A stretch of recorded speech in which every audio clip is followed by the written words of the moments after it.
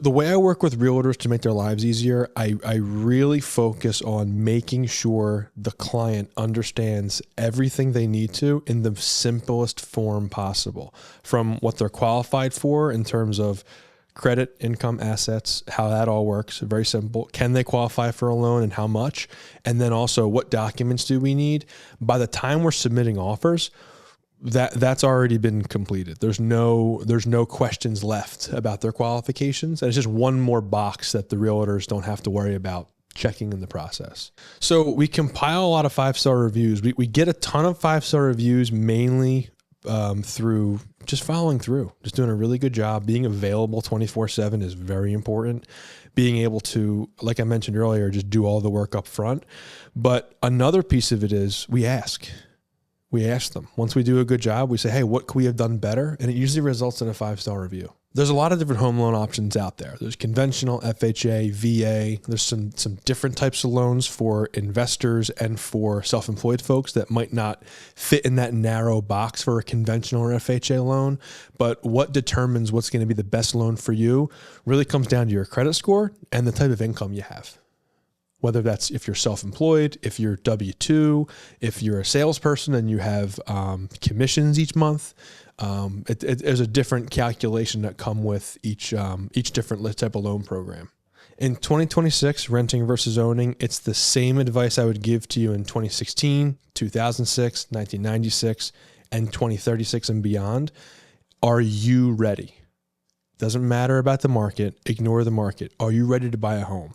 If the answer is yes, that means that you have a strong income history, you have good credit, and you have enough money that when you pay for the down payment and closing costs, you're not going to be knocked out of the game when you have to get a new washer dryer or if you have to get the roof replaced. You're ready for those types of those snafu like things that come up no matter what.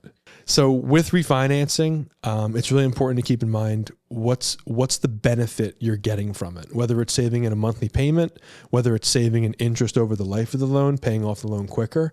We did a ton of great refinances, not a ton, probably like a several dozen that's too much. About a dozen we did in the past like 6 months that we ended up putting them in a lower monthly payment and also a lower term. So they're saving a small amount per month, but they're paying off the loan 8, 9, 10 years quicker.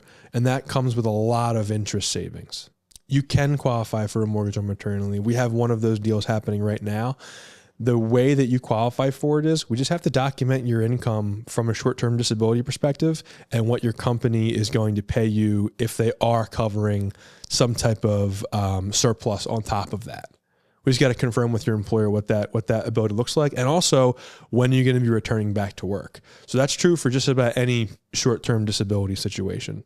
You know what? A realtor should work with me for the same reason a consumer should work with me. I'm never going to sell them on a particular type of program.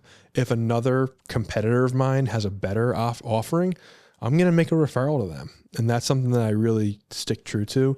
There are certain down payment assistance loans that our team doesn't have, and we never will. We never market it. We do some that are really aggressive and fit in the market, but it's not a big part of our business.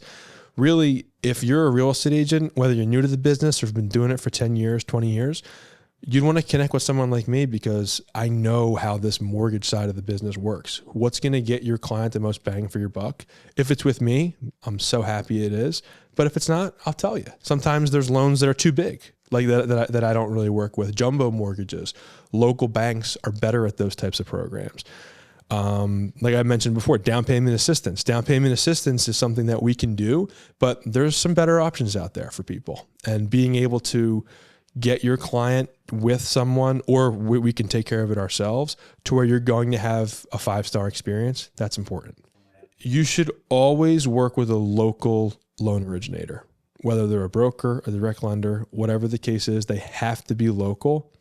There's nuances to the business. For example, like we talked about transfer taxes earlier, being able to understand that Philadelphia County is higher than Bucks and Montgomery County. You know what I mean? That's important. And realtors always are looking for that.